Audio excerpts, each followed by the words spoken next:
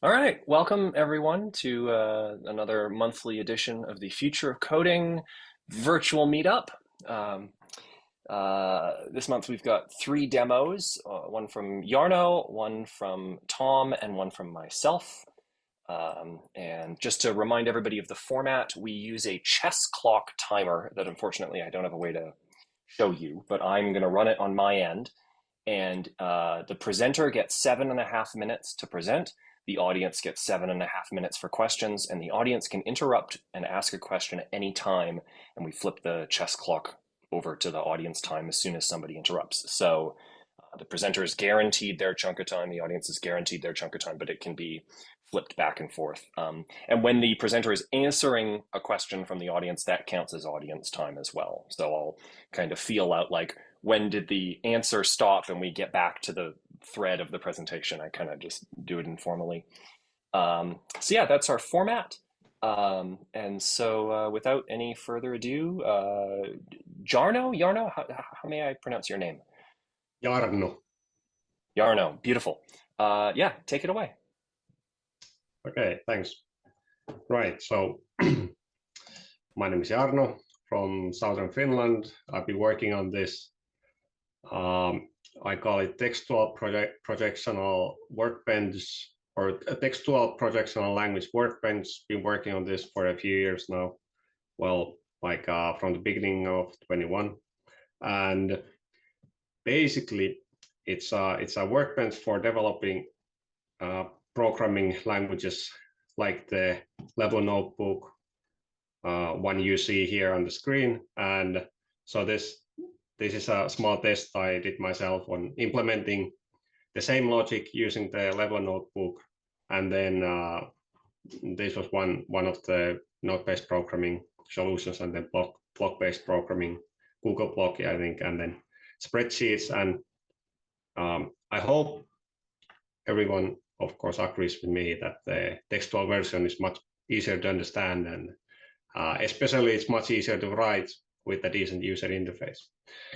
But of course, I will demonstrate the projectional part if everyone is not familiar with what projectional means. But so this is kind of the overall how things work. So you create a language definition, and run the workbench, which generates a C# code, which is basically built into this language engine, and then on top of that, it's easy to build like a projectional editor UI.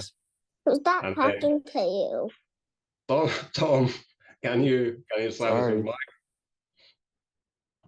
So then you also get like AI Copilot for your language out of the box with this technology. And then basically what the language engine manages is the like ASD of the code base that you usually is working on. Then you can take that ASD, it's just a data structure, and write any kind of integrations, any kind of code against that does something like maybe an interpreter or like generate some other programming language out of it, or anything like that. And so here is here's the what I call level notebook, which is it's just like a one example or one sample language that I have created with this technology. And this language is designed for doing algebra and Boolean logic. So I could do like my value is 1, and then I could even do it's 1 plus 2. And so as you can see, it's a projectional language, so it's like a structured editor. It's actually a graphical user interface. There's no parsing. Only parsing the whole system does is when you type in a number into a slot that you can type in a number, it will use the .NET double dot parse to parse that into a number. That's the only part that's happening in the whole system. Otherwise, it's just basically the user interface, just a projection to the ASD, and the editor engine manages kind of the tricky parts in between. And then when you make any changes to in the editor, like the editor engine makes the transformations into the underlying ASD and maintains the structure, so it's valid at all times. And so that of course means that you can create very natural language like programming languages, because you're not limited by kind of the what's parsable, and like the language can be very, very context sensitive, and that kind of that's how natural language is. So that's kind of a required feature for your tooling if you want to build natural language like languages. So then I could then do Boolean logic, like my value is if my value 1, and as you can see in any slot, like the system is able to give you an exhaustive list of all the options that you could like choose for this slot, and it's not just like an intelligence that tries to kind of guess at what you might want to do, but it's actually an exhaustive list, and it doesn't let you do things that you cannot do. So if I try to type something like invalid here, because I cannot just type text here, then it doesn't let me do that. But then if I type in, okay, right, so I was doing Boolean logic. So if it's bigger than 100, then oh, it's giving me 1 probably because I had this here. So now it's 23. Okay, so you probably get the idea. So then just a quick demonstration of the like AI Copilot feature. So for any language you create with this technology, you get this AI Copilot, like basically just by enabling it. And so let's try to ask, I want to calculate the depreciation per year of a car I bought in blah, blah, blah, and sold, blah, blah, blah. And it's an OpenAI integration. So it constructs the prompt, like using the editor engine to generate like a few semantically correct samples of this language. So the samples are automatically generated, and it just includes those in the prompt, and then like ask the LLM very nicely to generate like a response in this language. And then there's a very, very like a shallow or like small layer of parsing to take the LLM response and then basically input that into the editor engine. So it Can I looks jump like, in and ask a design question for a sec here? sure. So you're presenting this. It's like a like a structural projectional kind of editor. There's certain positions at which certain textual tokens are permitted, but the visual presentation is very, very lightly formatted. Like there's some bold used, otherwise it's just very plain text. There's some symbols for subtraction, division, brackets for grouping. It's very lightweight compared to other structural editors that I've seen, and I'm curious if you'd like to take a few moments and talk about like how it is that you've decided to arrive at this this formatting, and if you've considered doing something more visually communicative, like putting actual boxes around things or other ornamentations to indicate structure. Yeah, so okay, I want to show another demo in which there is a bit more structure. I suppose it killed the sharing now, did it? Yeah. Yep. Okay, just a second. So yeah, so it's a web UI, so there are ways you can build more structure into it. Like you can basically customize it. You get basically a sequence of like tokens into your web UI code, and then you can build any kind of structure that you want, like visual structure, and then like make things. Now let me find the window. Why is it not here?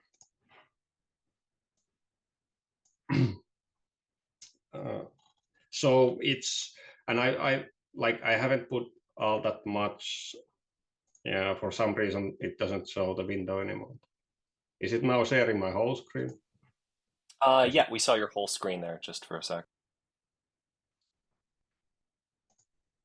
Okay, here. Okay, right. Here we go. So Yep. now this is a language for searching files or searching text from files in your computer or disk, and it generates a PowerShell script that is supposed to actually do the search. So in this language, I then chose to like put a bit more structure. So as you type in more complicated command or code, then it starts to like build this like for a structure into the code automatically. But yeah, I saw it doing a bit of autocomplete there. Yeah, that was interesting. Or like auto formatting, I suppose. Yeah, and as you keep typing, then like there's some logic that actually creates that structure into it. But like, yeah, I haven't put all that much thought into like what this should look visually. So I mean, in some use cases, like a maybe more visual structure would probably be beneficial. But like technically, anything that's possible to do with web UIs is possible. cool. Okay, should we go into questions? Any more questions? I have some questions. Yeah, go for it. I'll First. just a time update. We've got about 4 minutes left for questions and about 1 minute left for presentation. For that final minute of the presentation, it might be good just to get a statement of like, here's the audience that this tool is for, or here's the problem that you'd like this tool to try and address in a sort of a more general sense. That's a thing I meant to say off the top, is that it's good when sharing this kind of stuff to say, you know, here's the thing I'm trying to achieve with this tool, whether it's like an art project or like I want everybody in the world to be using it. Just knowing that context is really helpful. Anyway, sorry, go ahead, questions.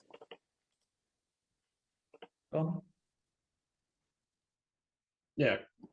Go ahead. No, that was my question, what the audience was. So yeah. Okay, well, okay, maybe I'll try to explain. So I'm trying, and I've been reaching out to companies who build software which has like obvious customization needs, like ERP vendors, financial software, marketing automation, that kind of things, which like obviously each user of that software, so each company using an ERP wants to like do quite heavy customization. And either the ERP vendor does the customization for them, or they maybe do some of it themselves. But so using Level, the idea is that using Level, you would build a use case specific, like natural language solution for like non-programmers to be able to do those customizations, for example. And sorry, were you using an acronym? Were you saying ERP? Because I don't know what that term means. Right. So I suppose it's enterprise resource planning software. So there's the kind of software that runs basically any company in the world. So our companies, basically all like companies bigger than 1 or 2 people, use some kind of ERP to like manage, their business, almost all aspects of their business. And of course, many companies try to differentiate, coming up with clever business processes, and that's why they need to customize the ERP for their own needs. But basically, so any kind of customization, the idea is for software developers to be able to build use case specific natural language programming solutions for non-programmers. Cool. Is the code, the output code, is that run by C# in the backend? Did I understand that correctly? Well, so yeah, it's implemented. All of this is implemented with C#, and the editor engine that it generates is C#. So then, when you would want to integrate the editor engine with some existing software, like you need to integrate that C# component. And of course, there's like many ways how to do that. So this code is PowerShell script, and it was just an example that, so you could, for example, make your language generate PowerShell script to actually like do the search. I have a question. I've been researching and interested in like abstractions to describe pretty printing in text, and I've been thinking for a while on if it can be translated into structure editors. Do you have a general way of defining when something wraps, when something indents, where the breaking points are, or is it more custom? Well, for every language that you create with Leblo, you would create these so-called formatters. And basically the formatter just decides that for this token, do you want it to wrap to next line, or do you want to end a line, or you can give it the CSS style that you want that token to appear in. So that's basically how it works.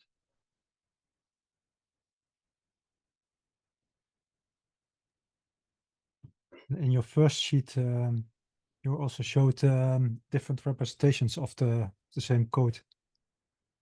Is that a feature of also of your what you are building? That you can, for example, now switch to a note the wire view or something different. So do you mean this image? Yeah. So well, this is just comparing like the textual projectional solution to other solutions. So these are not my solutions. Like this is just Excel screenshot. This is Google Blocky, and I can't actually remember the name of the node-based programming. But I feel like these are the no-code paradigms that exist today. So I just wanted to compare like how it looks implementing the same logic in these three different ways. I have another question. Can I? We're pretty much out of question time. Is it a really quick one, Mariana? Yeah, you can say yes or no. Does every language or dialect define their own semantics, or is there a core semantic that all sub-languages have to? Is it reactive by default or not? Is there a built-in semantic, or every language defines their own? Every language can define their own. So both the semantic rules for the language itself and then like the runtime semantics, both the languages can implement them. Cool. You've got about 1 minute left if you have anything else you want to share. Otherwise, yeah. Well, actually, okay. I can show just very quickly what kind of format or like code is used to define the languages. So this is the language definition for the notebook language, and the language definitions are currently done like using or defining, creating C# interfaces, and basically you just create like a meta model using the interfaces. So the root in this case was this module which has values, each value. So each of the rows in the language is a value definition. Each value definition has a name. That was the first token we typed in, and then has an expression. And then for the expression, if you start with the keyword is, then you start defining a number expression. If you start with if, then you start defining a Boolean expression, etc. And then you had basically two kind of models. You had choice models, which means that the user defines one of these, and then you have like normal models in which the user defines the properties one by one or fills in one by one. So first the name and then the expression. That's I think that's the last thing I wanted to say. Cool. Jarno, thank you very much for presenting. That was Yeah, thanks. That was neat. Let me just reset the clock.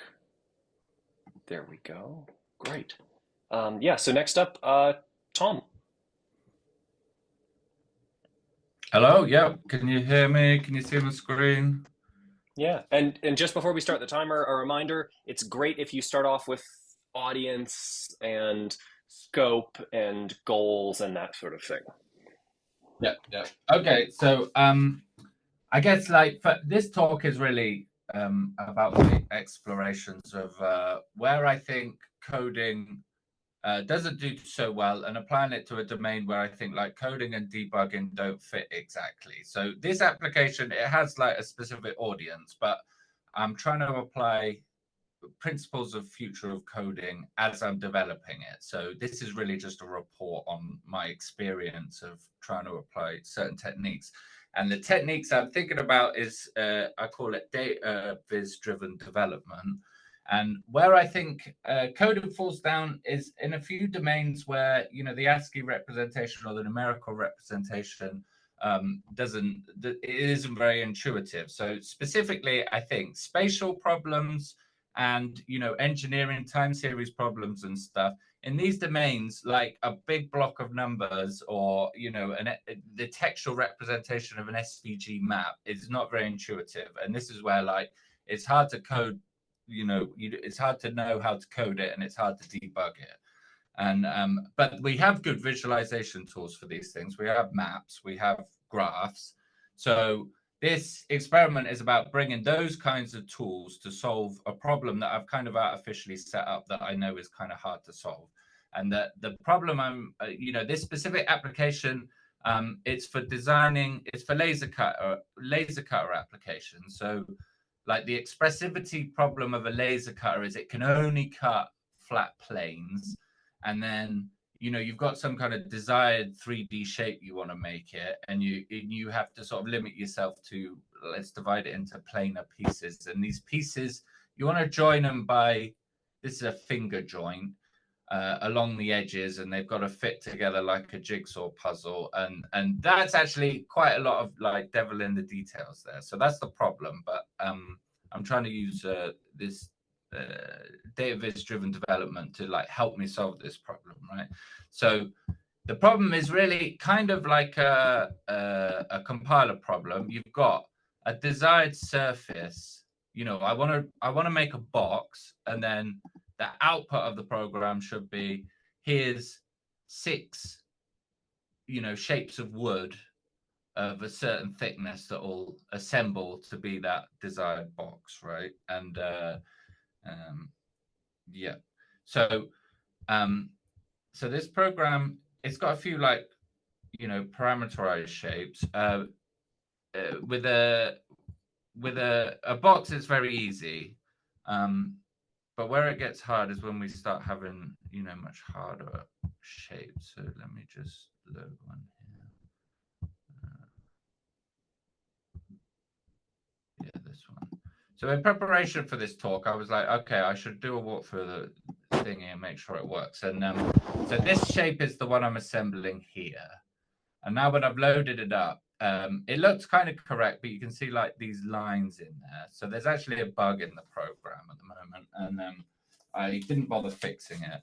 And this is good because the point of this data viz driven development is, you know, there's a data transformation from my desired shape to, you know, a parts list, and there's lots of steps involved in that. And with this programming technique, at every step, I want to have some kind of domain specific visualization of that step. So with a problem like this, there's some kind of bug around here. There's these extra holes. So to get it a bit closer to a minimal viable, you know, minimal reproducible case, I've introduced this concept of programmatic focus. So if I click that, now we're looking at just one surface, and you can see there's some kind of like bug in this. I can make it stop spinning. There's a bug with this part that this extra bits come in. And now once I've got like programmatic focus, I can now step through each step in the algorithm. So the first bit, you know, when you're drawing through, you have to know the winding order. There's all this details in order to get polarity correct. So this step is 2 boxes, which is kind of what we want. So that's not a problem. Then we go to the next step when we project it to 3D, and this actually looks correct. Then we try and find, you know, how does this shape intersect with some of the other ones? And this looks okay. Here's a big drawing of the thing. And then we get to this step where we find the edges of intersection. And now we've got these spurious lines here. So this is where, you know, we know somewhere between this step and this step, I've you know, it's intuitive that I can see that that is not what I want. And the bug has happened somewhere between here. So we've got programmatic focus at this point. So I know I'm in the right region. And then if I wanna look in more details, I now whack out the debugger. And now I've stepped just before this step, and I can use my existing debug tools to go deeper. I'm not actually going to debug that now because that will take too long. But the point of this thing is step, step, step, till eventually we get to this this plan, and this plan it shows the different types of joints I'm eventually going to commit to drawing. So there's a box joint or a finger joint on here. And those holes are actually from a spurious mortise joint. And we know exactly what step that introduced. And there's all this nuance with building these boxes about the angles they come in, or whether the corners interfere with another corner and stuff like that. So it sort of gets quite complicated. And this is what these visualizations help. How am I doing for time? Probably that's all I can cover at this point. You've got another minute or so of time to present. And note, whenever I'm talking like this, I pause the timer, so don't sweat it. And then there's also the 7 minutes of question time. If nobody has questions, we can turn that over to whoever wants it. Yeah. Okay. Yeah. So, yeah, the only thing I'd say, like data visualization helps find a new debug. And the other thing that I found that helped me a lot was interactive toys as I go. So, like I say, the angle of these finger joints is quite complicated to get right. I'm going to interrupt right here and start burning question time and ask, how are you rendering this visualization? That's very cool. Or all of these visualizations. Yeah, all of this is just 3JS in the browser. Okay. Yeah. And that. Yeah. And is that an orthographic like a rendering? design, like a CAD before? Is it custom? A little bit. No, this is the beauty. This is just off the shelf observable plot. And I've noticed that you can push it really, really hard and make it look like a CAD application.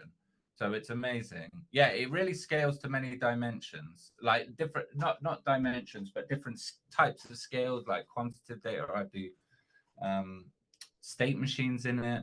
So yeah, it's very flexible and it can create these things that look quite convincingly like they were bespoke. But this is you know, I can actually, it doesn't show me the code here. Is it D3 or? No, it's his next thing. Okay. Observable plot.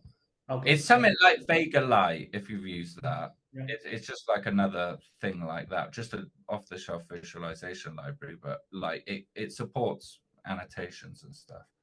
So, and it's embedded in the JavaScript, so it's less uncomfortable than debugging the Vega-like JSONs. IMO. Yeah. Is there a particular name for with the finger join diagram for that right-hand side? It was all the way down just the join tool. I'm sure it's just like a design space, but these isoclines are really beautiful.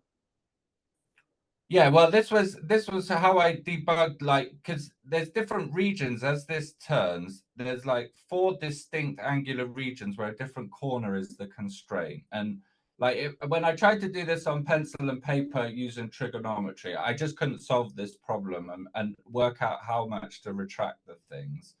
But then when I started with an interactive toy, then I could see that it was like 4 regions, and then it was a divide and conquer. I first solved this one, and then I solved this one, like the amount you contract and the amount you push out. You derived it. Hell yeah. Yeah, so this is another plot, right? This is another data visualization, but it's now combined with an interactive toy. And it made, like, my algebra was not up to this task, you know, the old school way of just like thinking about it. And yeah, that's really the value. I've got another question I'll ask. You should go back to the share so you can, reference it. Yeah. So there's sorry, just one sec. Okay, cool.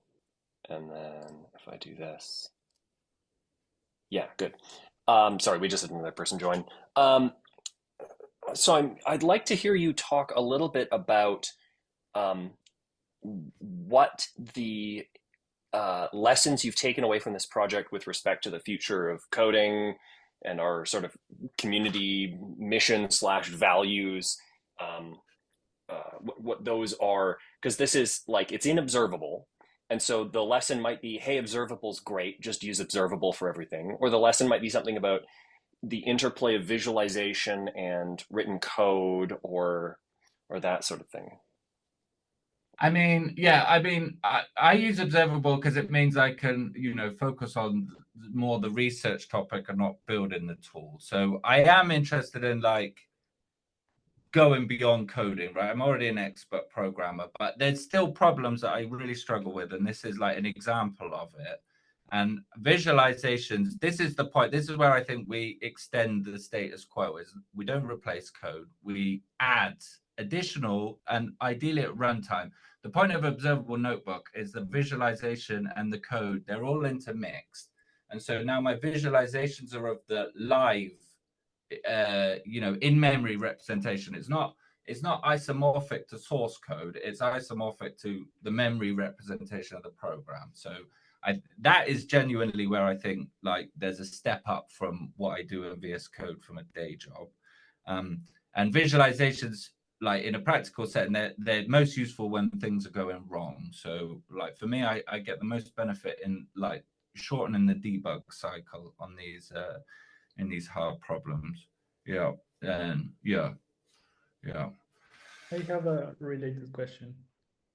Is your experience building this notebook, is this 100% like home cooked meal? Is it for you? Do you feel you can extract some functionality and put it on top of observable for other people to do this kind of thing?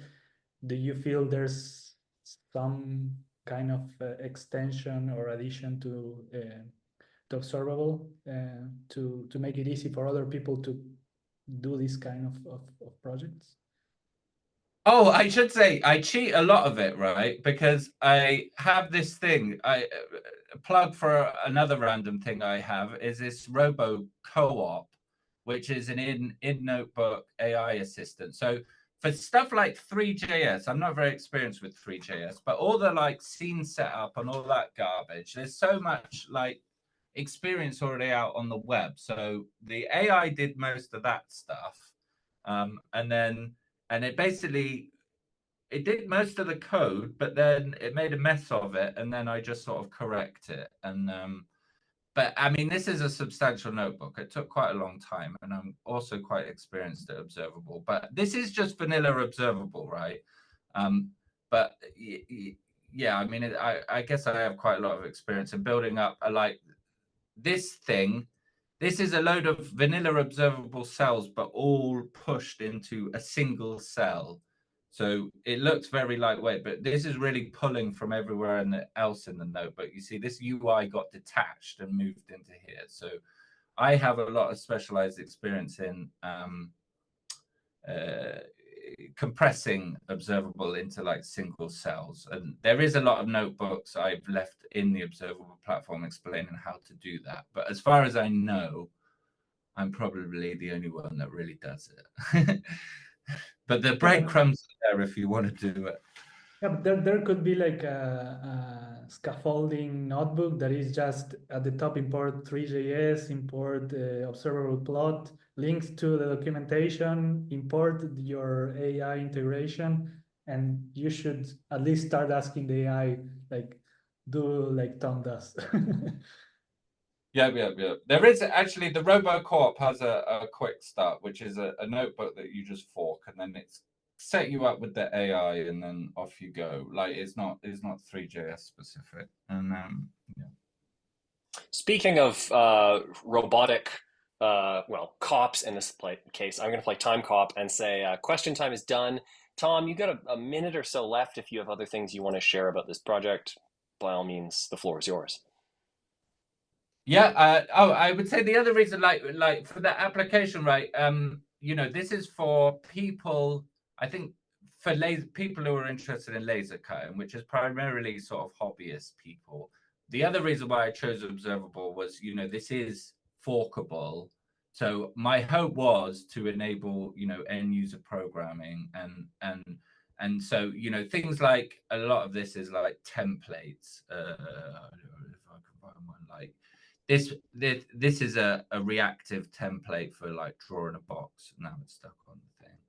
Yeah, so the idea was, you know, for common shapes, you would just, you know, add another template. And the point of observable is, you know, it's very easy for people to customize this experience, which I think that is my wild hope, that, you know, everyone's a servant to the CAD tools. And then this is sort of like, I mean, it's not as good as Fusion 360, but it's one you can customize at your will. So that was my other goal with the project in general. Very cool. Thanks, Tom. Love to see visualizations. Yeah. So the final presentation today is going to be me. And I mentioned this before the recording, but I'm quite sick at the moment. So if in the middle of the presentation, I mute myself and disappear off camera, just give me like 30 seconds to have a coughing fit, get my voice back, and then I'll come back and pick up where I left off. So if that happens, that's what's going on. So the thing I'm presenting today, I'm just going to start my time. There we go. Is a wiki for the future of coding community. And I have to say, okay, allow. I'm on the new macOS beta, so that's very persnickety about permissions. Okay, cool. Can you see the Safari window open here? Great.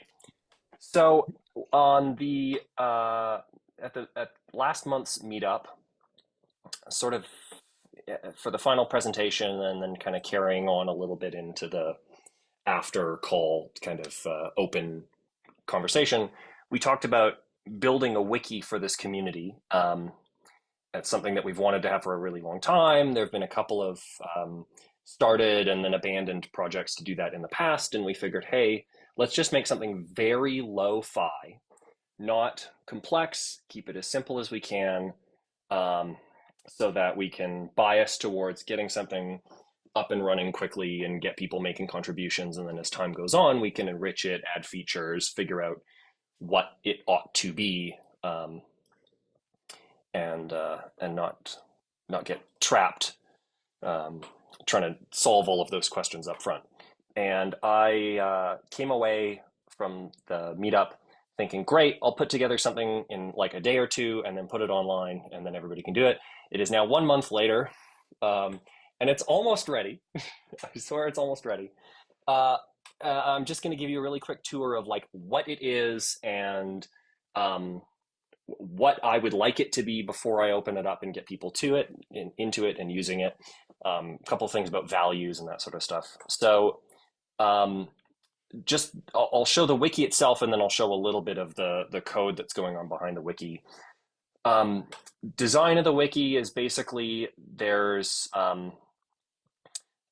pages that you write, just like a Wikipedia or like a TiddlyWiki or one of those kind of things. For this, the pages are markdown-ish. We'll get to that in a second. There's no search functionality yet. That's one of those, we can solve that down the road kind of things, but there is a list of all pages. I've got a couple of pages that I've written up just as a kind of a starting point, examples, reference, that sort of thing. For instance, there's a contributing guide. There's a page that's sort of about the community itself. One of the things that we will need to figure out early on, and can do this collectively, is what's the tone of posts that we want to have? What kind of content is worth including? What kind of content is not worth including? That's a social dimension, and so we'll all figure that out together. I don't want to, put any rules around that to start with. A technical thing is that there's this markup language I've created called Tone Down for this wiki, and it's basically Markdown, but with like half the features of Markdown. So there's a bunch of stuff that Markdown does that makes it much more complicated to parse. And as you'll see in a sec, I wanted the parsing to be very straightforward. So there's basic stuff like you just have plain text and it becomes paragraphs. You have headings of the form where you put the hash in front of the words and it becomes a heading, not the markdown heading style where you have, like a row of dashes or whatever, not that kind of thing. Lists, and as this page goes on, it gets more and more unhinged. There's like code blocks and quotes and that kind of stuff. I'm still writing this page. We can get down to the bottom where I'm doing some testing. You see a bunch of undefines in there. So clearly not quite ready yet. But the point of having a markdown-like language is this also just supports HTML. Like you can write HTML anywhere. Like you can write it inline, you can write full blocks of HTML and it just passes straight through. So this is an HTML superset of a sort. And basically, if you want to write HTML, you can, but the focus is on writing big pages full of prose. And HTML is not a nice natural environment for writing. It's an environment for structuring a document, which is a separate mode of thinking. And so I wanted something that would just let you focus on writing. And the reason to make it a markdown subset is that you can just call the markdown files .md, and any editor that knows about markdown will give you nice previewing. It'll make when you wrap something in stars, it'll make it italic in your editor, that sort of thing. So you get the existing ecosystem of editing tools for markdown. You just have to know, like, if you try and do certain things that markdown supports, they won't work here. I'm going to switch to my other window. So let me switch that, share my screen. Switch over to Nova. Here we go. So this is what a page looks like. We have internal links using a syntax that is borrowed from Wikipedia. I'm not sure that I want to keep that. We might just want to do something where you would use a normal kind of markdown style link like this. But if you like wrote something like that, it would be an internal link because we know that's not a link to another web page. That might be a little bit more Sorry to uniform. interrupt, we don't see this. No. Oh, great. Cool. You see it? Yeah, I can see it. Yeah, I see your Ah. screen. But Ooh. I still see the future of coding the page yet before. All right, let me reboot the screen share and see if that fixes it. Doing, doing, doing, doing. How about now? Is that better? Do you see a text editor? I see a Yeah, thumbs up good. from Mariano. Good yeah, now. me as well. Okay, cool, great. So let me back up. We have internal links like this selected range of text right here, contribution guide, links to the page contributing, borrowed from Wikipedia, that style. But we may want to switch it to a different style where I could say like, contribution guide, and then link that to contributing.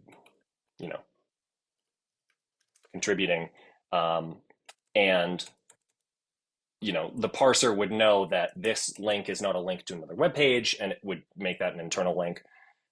That's something I'm still deciding. For example, the sort of thing where I haven't figured out what the final thing should be like. Can I ask something before it's too late? Yeah, go for it. Can you add one single syntax to allow extensions of spans and like divs? Because if I want to like extend your markup where I say this is a future of coding Slack username, this is Yeah. a future of coding Slack channel, and then I register the handler for the type and it knows how to render itself and knows how to maybe react. Because that's the main problem with Markdown, and restricted text solves it, but nobody uses restricted text. So, and before it's too late, I come from the future, in fact. This markup language is in the future, but like you have to add this right now before it's too late. Like the The whole file. Yeah, the I come from the future thing is a perfect way to frame a proposal within this community. I 100% endorse that. That's a great bit of cultural work you've just done, Mariano. Let's say I come from the future. You should be programming like this. Trust me, you'll want to learn how to program like this. Yeah. No, that sort of thing. Yeah, what we want the actual syntax to be beyond it just being a markdown subset. Totally open to that. Um, there's a build script that I have been working on it's in CoffeeScript, which is like my pet language that everybody hates, but I'm the one person out there who's like, no, this is the good programming language. But I'm writing it with a very specific set of principles in mind, which is that I don't want people, if they like, okay, so let me back up a sec, actually. The expected way that people will contribute to this wiki is by either going to GitHub and just editing it via the GitHub web interface, which was a proposal from the meetup last month. I think it was Jasmine who proposed that. Or, you could clone the repo locally and just edit the, markdown files in your markdown editor of choice, and then, push it back up online and open a PR or something like that, or commit directly if we give you the commit bit. There should not be a need for people to run the build script locally in order to have a good sense of what edits they're going to make and how those are going to render.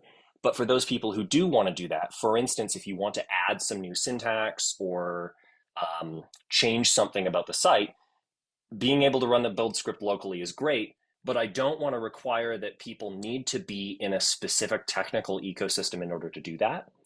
So I don't want people to have to be in the NPM ecosystem, or have to be in the Ruby ecosystem, or have to be in Python, right? Any of those that I could pick is going to be kind of preferentially directed towards, certain groups of people who prefer that ecosystem and against people who don't, right? And so what I wanted to do was I wanted to write a build script that would be very straightforward to port and maintain in several different ecosystems.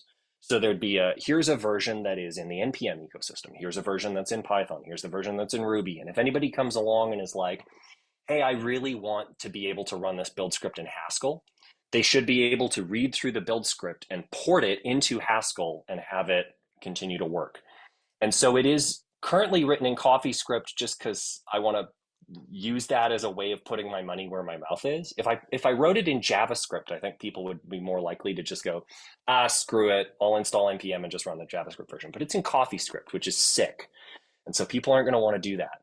And so it's exhaustively commented, and it's written in a variation of CoffeeScript that I haven't finished doing this all yet, but it does not use, it's not like idiomatic CoffeeScript. It's like a gross kind of more understandable version of CoffeeScript. And the goal would be that somebody who is just barely beginning to learn how to program would be able to read through this and understand what it's doing well enough that they could rewrite it in Scratch or,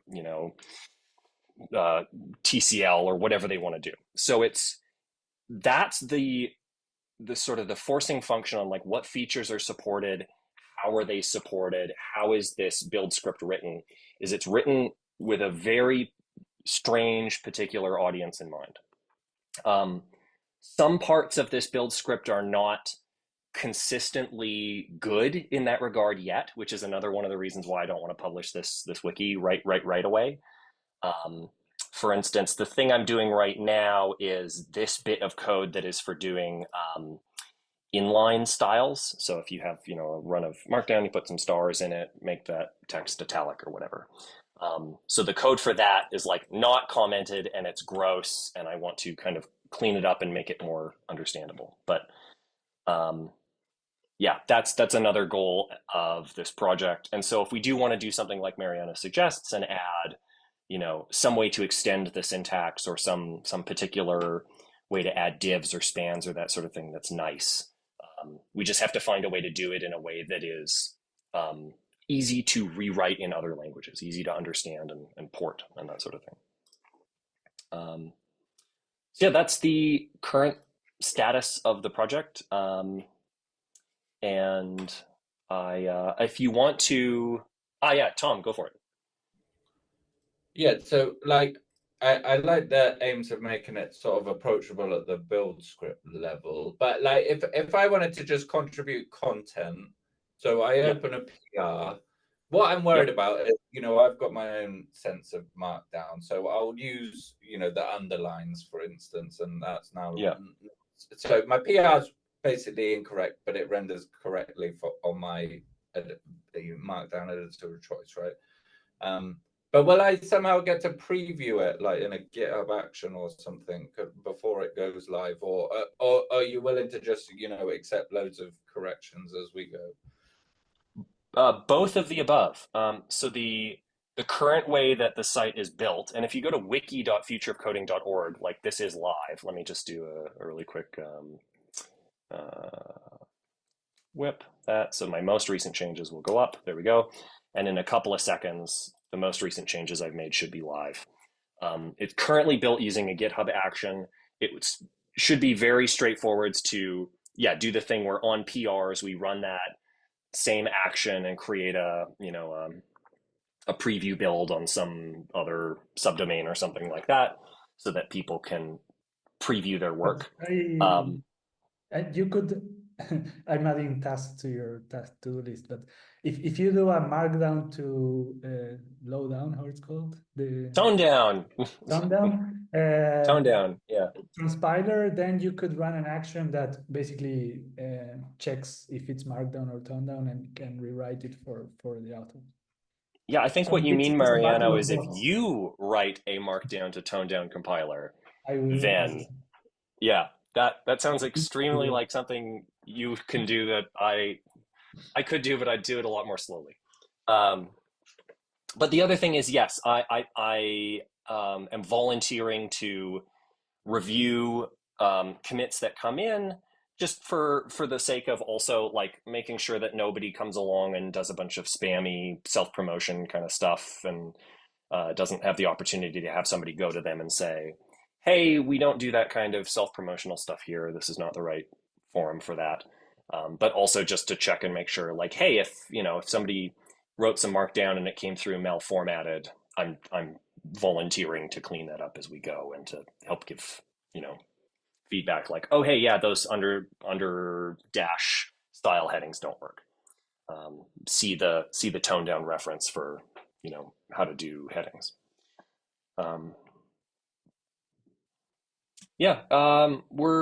We're at the end. If anybody else has questions, feel free to jump in. But at this point, I think I will. I'll hit stop recording just so that we're at the end of the call. Oh, sure. Yeah, go ahead. You defined a subset of CoffeeScript to define a subset of Markdown. Yeah. I think many things are more large and complicated than they need to be, and you can get by with spending a bit of effort to make a smaller version of something that suits your needs.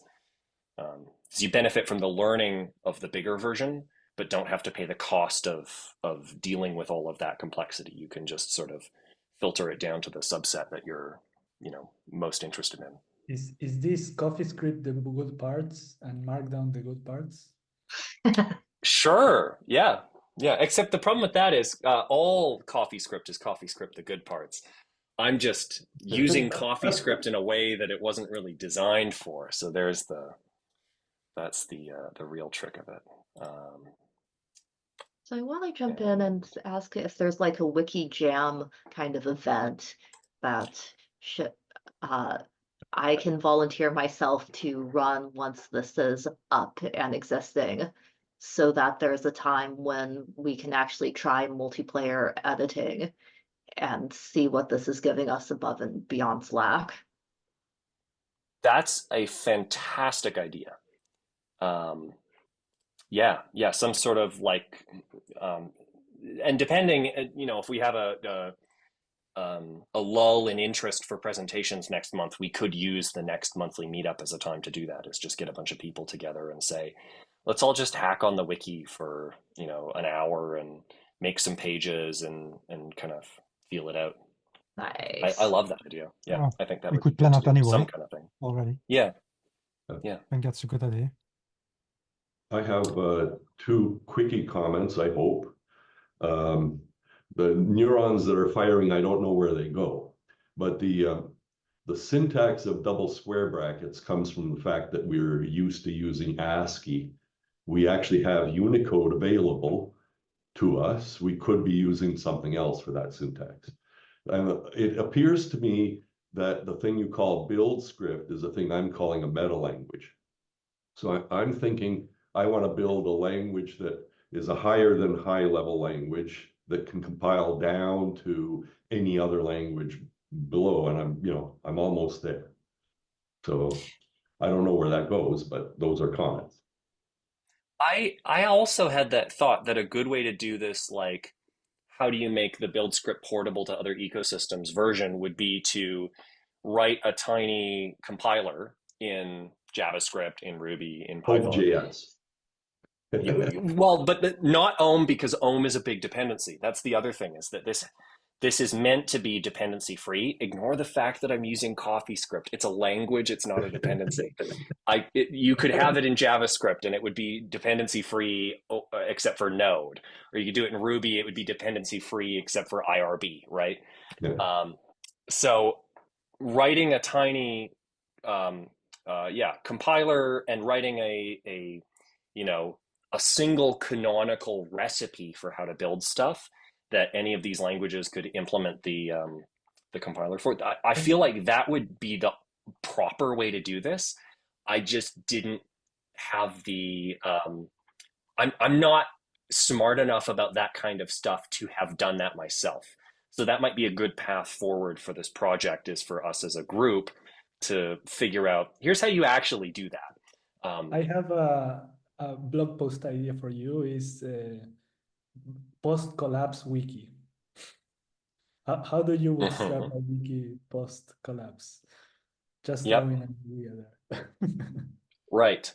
Yeah. I'm not one of those perma-computing, like society is going to collapse and I need to bury my guns vertically in the ground so that I can pull them out and also, rebuild society on top of an EEPROM or something like that. I'm not one of those, but it's a nice perspective to to think about, like how many layers, how many dependencies does this have? Basically it's an extreme version of how easy is this to replicate in another ecosystem that it's not connected to CoffeeScript. Yep. Let me just take a minute. Thank you all for coming out to the meetup. I'm going to now hit stop recording.